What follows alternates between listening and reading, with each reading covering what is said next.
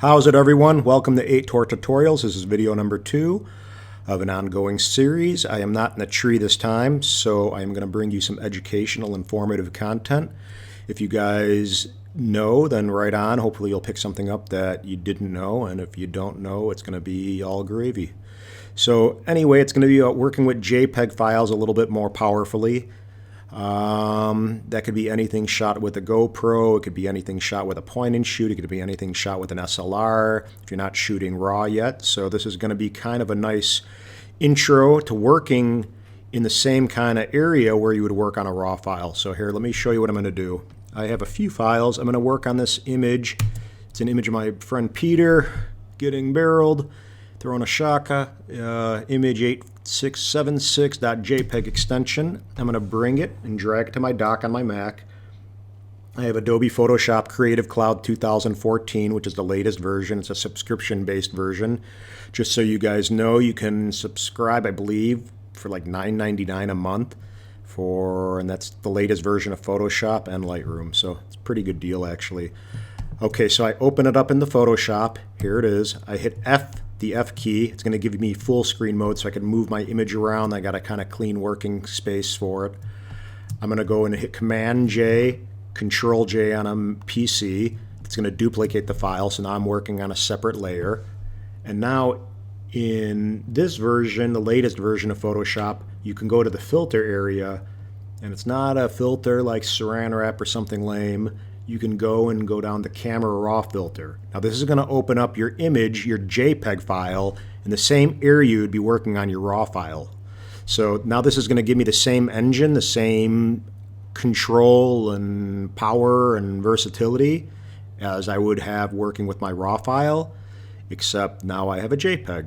So like right off the bat, if you see, to me it looks a little underexposed. A lot of times what I like to do personally is punch up the vibrance, and again, that's not really a big surprise for you guys, but you know what it allows you to do?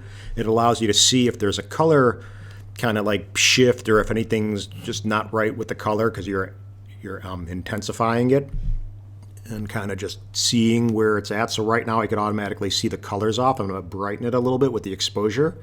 And as you see, it already looks a little better. I'm going to do a little playing around with the color without getting too into it. I don't like the yellows. That yellow looks kind of gross.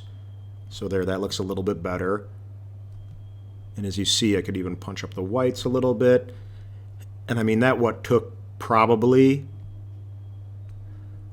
10 seconds. And if you see, look at the difference. I mean, it's kind of like you turn on the lights to your image. So you have the before obviously on the left and the after. And now again, you can go and basically, do whatever you want. You don't have to go, this is pretty moderate in my opinion. I mean, of course you can go crazier, but this just gives you an idea of what you can do with a JPEG file, a GoPro file. A lot of people ask how I get more out of my GoPro files. This is exactly what I do. I can go further in this area. Another good thing you can get into, which is nice, if you have noise in your image, you can utilize this noise reduction engine in this dialog box. So say you have to zoom in, like really like 100%, even a little bit more. And you can see the GoPro file personally doesn't look that great when you're zoomed in this much. But that's how you're going to see the noise being reduced. You have to be zoomed in for that to happen. So anyway, hit OK out of there, and there you have it.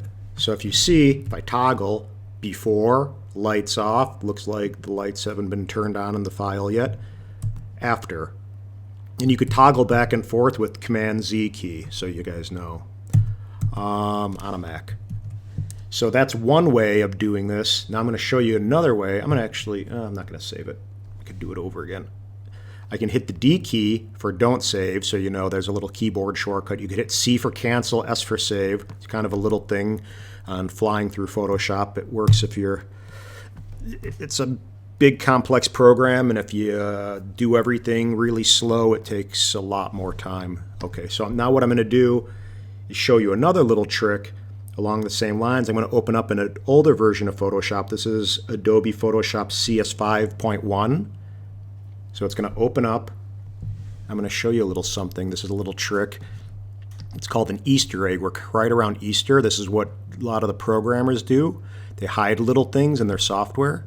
If I go over here and go to panel options, whoop, not that. You'll normally see that, but if you go to panel options and hold down the option key, you get little Merlin lives. He's a little wizard.